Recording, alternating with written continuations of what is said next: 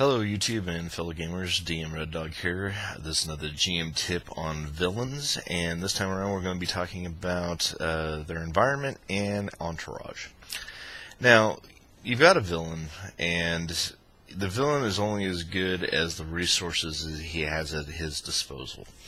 Now, there are some things you have to keep in mind, and you can use the stereotypes to help emphasize the point. First off, let's take the Necromancer. The Necromancer is going to need dead bodies to work on. So where are you going to find them? Well, obviously in crypts and graveyards and things like that. So, he's going to operate out of those ideals. The other thing is, he's going to be reclusive. He's going to be out of the public eye because it is, taboo to be doing that sort of thing. He knows this. So it's going to be probably out of ways, but, if you're in a large city, obviously it's going to be down in the dank, dark sewers, a underground hidden basement, those kind of things. Anything that's going to keep them outside the light, but also they're going to be needing a resource to where they can get their bodies.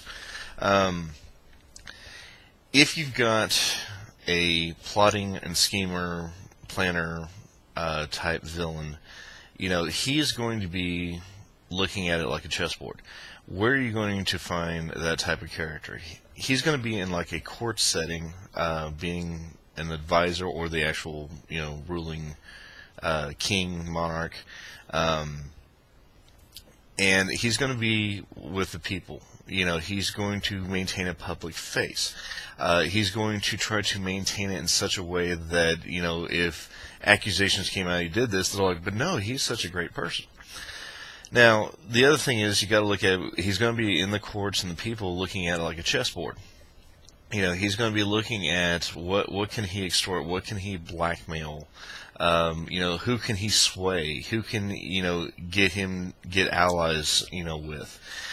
So, he's going to be out there and visible. Now, not always. I mean, sometimes they're just the unobtrusive. They're there, people know they're there, but he's quiet and kind of rides in the back. He just does his job and stays out of the way.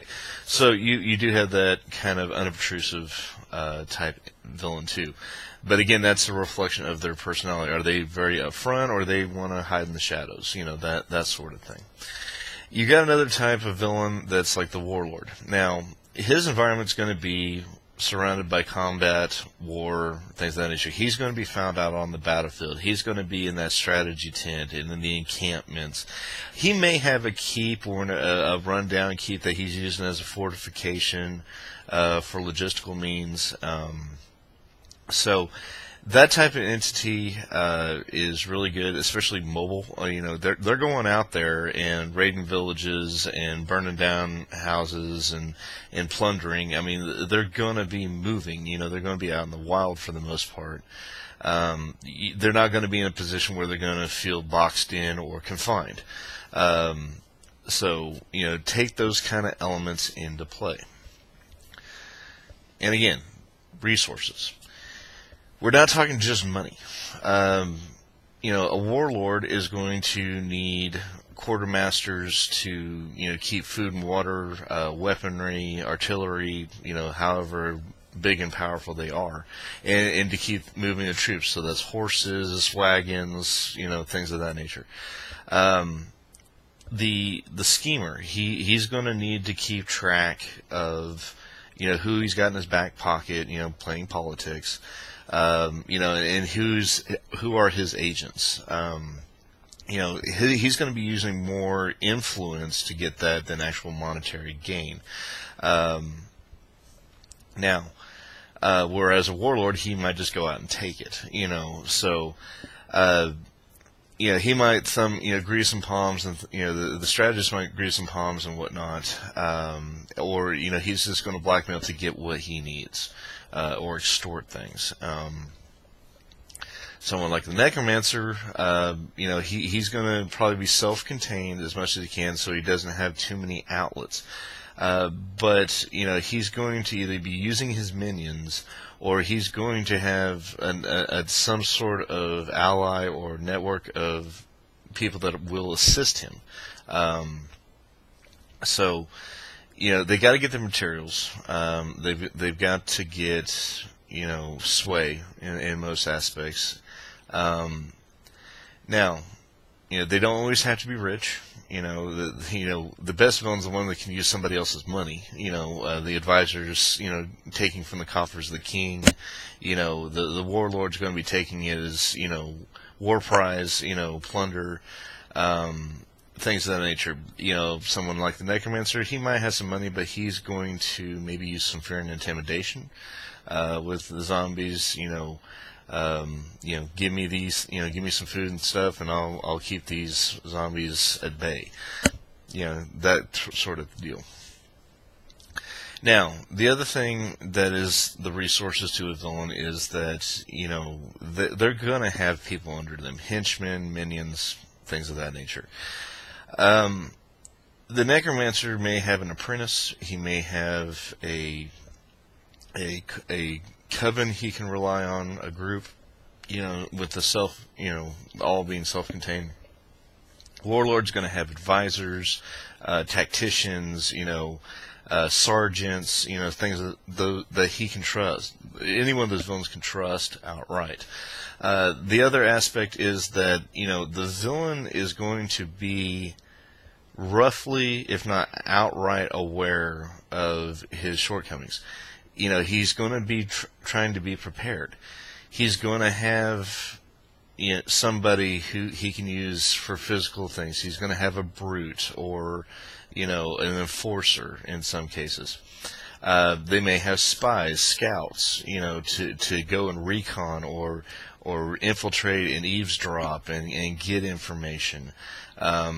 Yes, there's always the thing of having assassins, again, it has to fit, and that's more of a schemer's type deal. A Black Knight to go and take care of things he can't handle himself. You also have people that can have social spies. They infiltrate the courts to coax out information, find out what's going on, and establish that link in blackmail and extortion.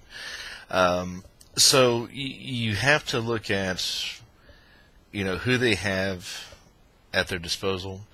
Not everybody's going to have everything planned out. I mean, it's a means to an end. It will fill what they feel is a weakness. The strategist is going to be thinking everything else, but he doesn't do a whole lot of physical stuff. He's going to need somebody else to cop out on. That's another available resource. Monetary, keep in mind, they aren't always influenced by money. Most likely, again, that villain's going to be using his tactics. He may be extorting this guy to spy for him. He's blackmailing him. He's holding his younger sibling, or keeping them out of jail. All kinds of little extortion things can go in that play. They can't always be bought off. Some of them, yes, they're greedy. They're only going to be as loyal as the money keeps flowing, or the wealth of wine, women, and song. Those can be motivators for the henchmen.